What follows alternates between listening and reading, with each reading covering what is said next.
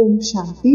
சங்கல்பம்னா வெறும் ஒரு எண்ணம் மட்டும் கிடையாது. நம்மளுடைய மனசுல தோன்ற ஒவ்வொரு எண்ணமும் சங்கல்பமா ஆகாது. நான் இதை செய்யணும், நான் இப்படி ஆகணும், என்னோட வாழ்க்கையில இந்த மாற்றத்தை கொண்டு வரணும் அப்படின்னு நாம மனசார ஒரு முடிவு எடுக்கிறப்போ அது சங்கல்பம் ஆகுது. எக்ஸாம்பிளுக்கு, நான் டெய்லி அதிகாலையில் எழுந்திருப்பேன் அப்படின்னு நினைக்கிறது ஒரு எண்ணம். ஆனா என்ன நடந்தாலும் சரி, என்னோட நேரத்தை உயர்ந்த முறையில் பயன்படுத்துவேன் அப்படின்னு உறுதியோட முடிவு எடுக்கிறப்போ அது திடமான சங்கல்பம். அதனால சங்கல்பத்தில் ஒரு முக்கியமான விஷயம் இருக்கு, அது திடத்தன்மை. நாம் சங்கல்பம் செஞ்சுட்டு 2 நாளில் அதை மறந்துட்டா அந்த சங்கல்பம் நம்மளுடைய வாழ்க்கையை மாற்றாது.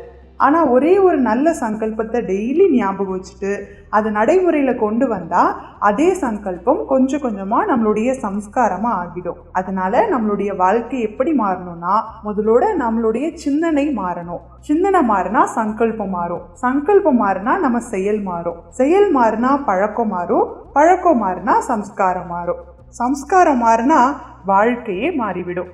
அதனால உயர்ந்ததை நினைப்போம், உயர்ந்த சங்கல்பம் பண்ணுவோம், உயர்ந்ததையே வாழ்க்கையில கொண்டு வருவோம்.